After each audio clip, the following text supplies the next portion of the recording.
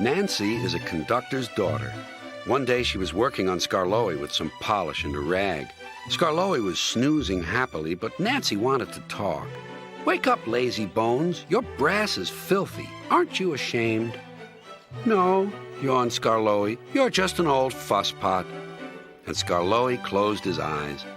He was thinking about his friend Rheneas and all the good times they had shared before Rheneas went away to be mended.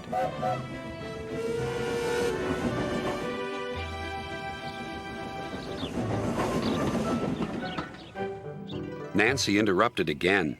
"Don't you want to look nice when Rheneas comes home?" Skarloey wasn't sleepy anymore. "What? When?" "Soon. Daddy told me. I'm going now," she said. "Nancy, stop! Do I really look nice? Please polish me again."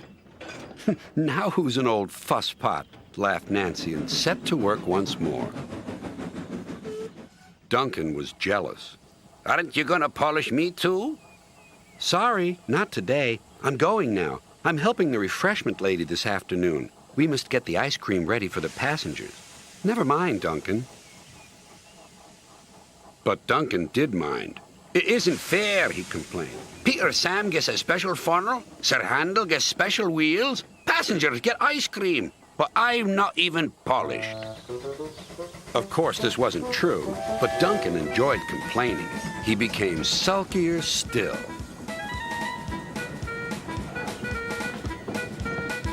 That afternoon, there was bad news from up the line. "One of Skarloey's coaches has come off the rails," called Duncan's driver. "We'll have to take workmen there right away." "All this extra work," grumbled Duncan. "It wears an engine out." "Rubbish. Come on."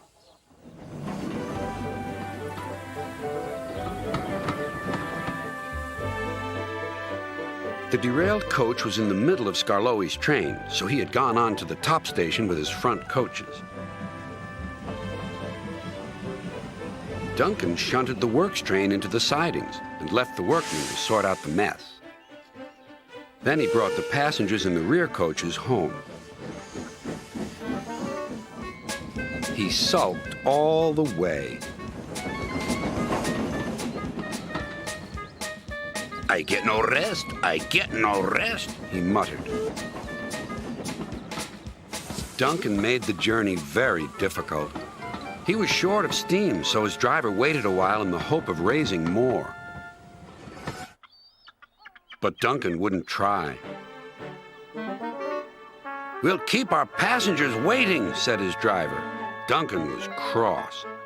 "You always think about the passengers and never about me."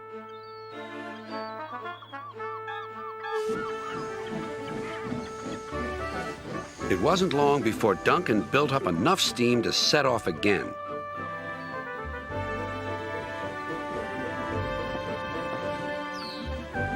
But he was still very grumpy and cross. "I'm overworked and I won't stand it."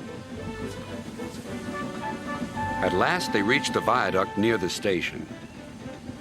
"Come on, Duncan," called his driver. "One more effort and you'll have a rest and a drink at the station." Then Duncan was very rude. "Keep your old station. I'm staying here." And he did, too. Skarloey had to haul Duncan and his train all the way to the platform.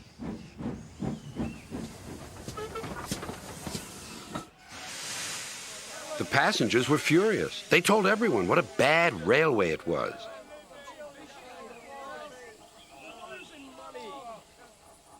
That night, Sir Topham Hatt spoke to Duncan. "No passengers means no polish, and no polish means no passengers," Duncan muttered to himself. He still has a lot to learn, doesn't he?